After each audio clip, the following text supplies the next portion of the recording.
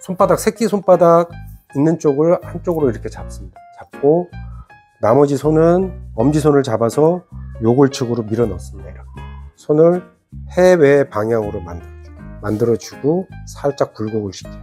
그리고 기다리면 밑에서부터 모션이 이렇게 만들어지기 시작합니다. 만들어지면서,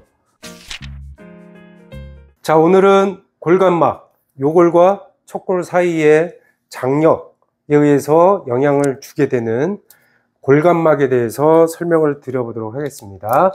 지난 시간에 테니스 엘보, 골프 엘보 하면서 요골과 척골에 관련된 해부학적 구조나 기능에 대해서 설명을 좀 드렸었고, 그래서 그런 것들을 우리가 해결하려고 할 때 관련된 굴근이나 신근에 관련된 근육으로 많이 케어를 하는데, 사실은 근육은 그렇게 보일 뿐이라고 제가 설명을 많이 드렸었잖아요. 근육이 그렇게 되어 있다면 무엇 때문에 얘는 그렇게 되어 있을까라는 의문을 던질 때, 요골과 척골 사이에 이렇게 위치한 골간막의 장력에 의해서 뼈의 모습도 변할 수 있고, 그렇게 변해졌을 때 근육들도 그렇게 형태적으로 기능적으로 변해져 있을 수 있기 때문에 그런 영향을 주는 골간막에 대해서 한번 설명을 드려보도록 하겠습니다. 자, 이쪽이 요골의 헤드 부분이고 이쪽이 근위부 쪽이겠죠. 그래서 이 위쪽으로 상완하고 연결이 되는데, 지금 요골과 척골 사이에 보면 이렇게 막이 하나 있습니다. 얘는 파샤가 아니고 멤브레인이에요. 그래서 척골과 요골의 기능을 담당하는 거예요. 어떤 장력을 통해서. 그래서 여기를 보면 네 가지 부위로 나뉘어요. 근위부, 그 다음에 중간에 두 개의 부위와 마지막에 원위부, 이렇게 나뉘는데, 그거를 조금 더 자세히 살펴보면 위에 한 칸, 두 칸, 세 칸, 네 칸 이렇게 나뉘어져 있어요. 여기 가운데를 센터 밴드라고 해가지고 가운데 부분, 그 다음에 위쪽에 오블리크 코드, 밑에 쪽에 먼 쪽에 또 이렇게 네 가지 부위로 나뉠 수 있는 거예요. 보면 하나, 둘, 셋 이런 식으로 나선형으로 이렇게 꺾여 있죠. 왜 그럴까요? 요골과 척골 사이에서 회내와 회외를 만들어내는 장력의 힘을 발생시키기 위해서 이렇게 결이 지그재그로 나선형으로 되어 있는 거다라고 보시면 될 것 같습니다. 그래서 이 멤브레인이나 파샤는 막들은 뭐의 움직임이 발생이 된다고 그랬죠? 장력에 의해서. 그래서 얘들이 회내가 될 때,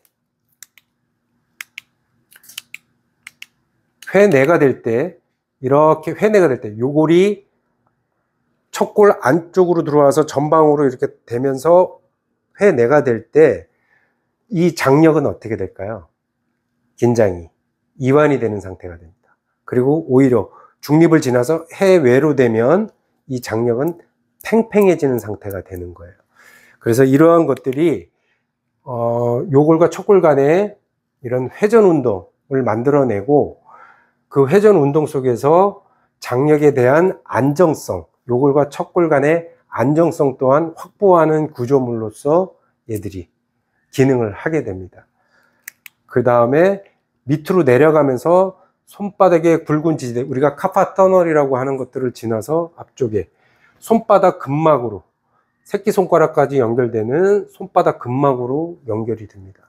이렇게. 그래서 얘들은 앞쪽 굴근하고 연관도 있고 뒤쪽 신근하고도 연관이 있지만, 앞쪽에서는 원회내근이라든가 장장근이라든가 내측 상과에 붙는 근육들하고 직접적으로 연관을 가지게 됩니다. 그래서 손가락을 움켜쥘 수 있는 상황을, 요골 척골에 있는 멤브레인, 지금 골간막이 그런 역할을 하고 있다라고 보시면 될 것 같습니다. 그래서 위로 가면 이두근막하고 상완으로 해서 이두근으로 해서 어깨 쪽으로 넘어가게 됩니다. 이렇게.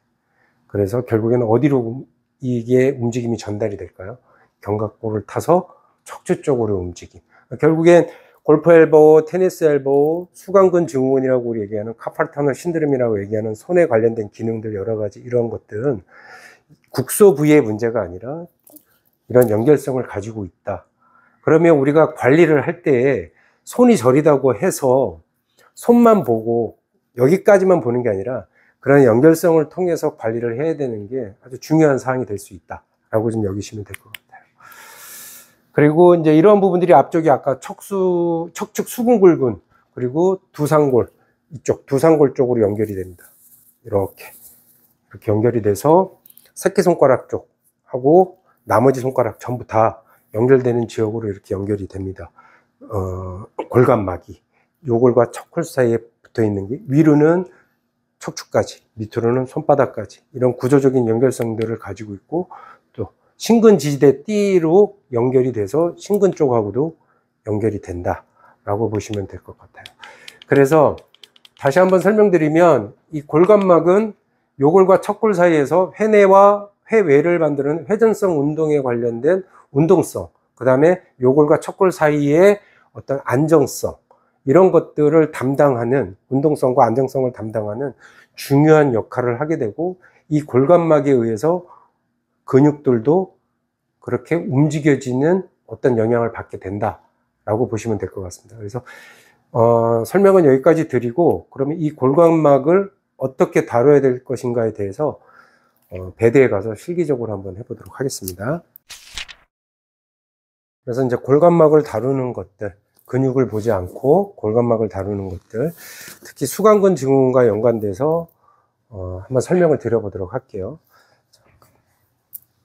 수강근 증후군이 발생되는 기전에 대해서는 제가 다음 시간에 요골과 척골이 어떻게 움직여서 앞에 있는 주상골이라든가 아니면 능형골에 관련된 부분들을 전방으로 어떻게 밀어내는 기전에 대해서는 제가 다음 시간에 한번 설명을 전체적으로, 수강근 증후군을 관리하려면 어디서부터 어떤 연결선상을 타고 와서 해야 되는지에 대해서 설명을 드리고, 오늘은 골간막을 다루는 것에 대해서 한번 설명을 드려보도록 할게요. 지난 시간에 위쪽에서 요골과 척골 잡아서 회내 방향으로 만들어서 그대로 모션이 이루어지는 거 요거 했었었죠. 네, 이것도 역시 골간막을 다루는 거라고 보시면 돼요. 자, 해서 회내 방향으로 유지를 왜 시킬까요? 아까 골간막이 회외 상태에서는 어떤 상태라고 그랬죠? 긴장이 팽팽해지는 상태. 회내 상태에서는 긴장이 이완되는 상태라고 그랬죠. 그래서 회내 동작을 만들어주는 동작을 통해서 요골과 척골에 있는 긴장을 떨어뜨리는 작업으로 지난 시간에 이걸 설명을 드렸어요. 자, 오늘은 손에서, 근위부에서 했으면 원위부에서도 해야 될 거 아니에요. 원위부에서 하는 방법.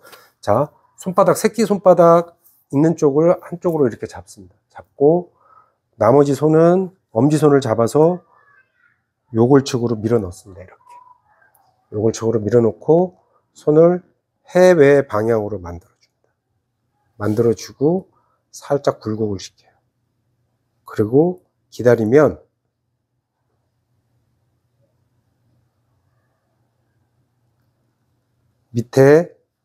밑에서부터 모션이 이렇게 만들어지기 시작합니다. 만들어지면서 손이 자동적으로 회내 방향으로, 요골과 척골이 세워지면서 회내 방향으로 이렇게 이동을 하기 시작합니다. 그래서 마지막에 이렇게 떨어지는 거예요. 자, 그런데 라스는 이런 모션이 일어날 때까지 기다려주는 거예요. 라스의 덕목은 기다림이거든요. 근데 난 아무리 기다려도 이런 동작이 일어나지 않아 그러면 아주 천천히 그 방향으로 유도해 내셔도 돼요. 그렇게 연습하시다가 나중에 또 한번 기다리면서 이런 모션이 일어나는지 또 해보시고, 잘 안 되면 또 유도해 내주고, 이런 방식으로 하시면 되고요. 자, 밑에 새끼손가락, 새끼 두덩이 있는 부분 정확하게 잡고 엄지손을 요골축으로 밀어줍니다. 왜 얘를 밀어줄까요? 요골축으로. 예. 엄지손의 방향이 요골축으로 압박이 될 때 어떤 힘이 발생이 되냐면 회내가 되는 힘이 발생이 됩니다. 이렇게. 그래서 그거는 다음 시간에 제가 또 설명을 드릴 거고, 그래서 회내가 되는, 얘도 해외에서 왜 회내 방향으로 움직임을 만들어 줄까요? 아까 골간막이 회외 상태, 중립이라서 회외 상태에서는 골간막이 긴장되어 있는 상태고, 회내로 가면서 그 긴장의 톤이 떨어진다고 설명드렸기 때문에 해외에서 회내 방향으로의 장력을 새롭게 조정을 해주는 거다라고 보시면 될 것 같습니다. 그래서 잡고 엄지손 단단하게 잡아서 요골축으로 밀어주면 회내 방향으로의 움직임이 만들어지기 시작합니다. 그리고 그 상태에서 해외로 만들어주는 거예요. 손목을 살짝 굴곡시킨 상태에서.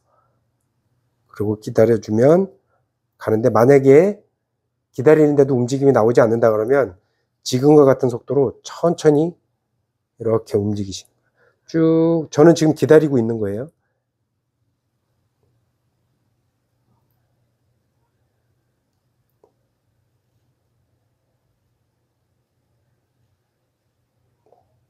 그대로.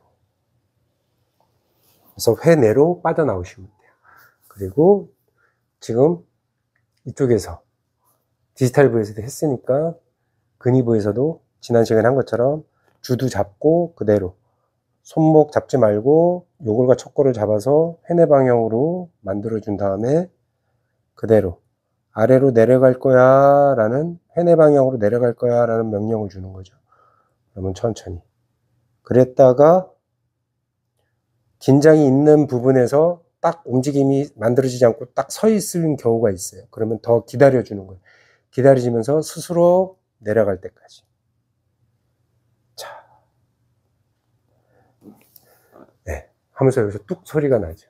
네, 그래서 교정이 되는 그런 것도 있고, 자, 이런 부분들이 여기에서 지금 골감막이라고 했죠. 멤브레인의 성질을 이용해서 요골과 척골의 균형을 맞춰주는 작업을 하면 이게 RTM, 레시포컬 텐션 멤브레인에 의해서 여기에서만 반응이 일어나는 걸까요? 전신에서 반응이 일어나는 걸까요? 전신에서 반응이 일어납니다.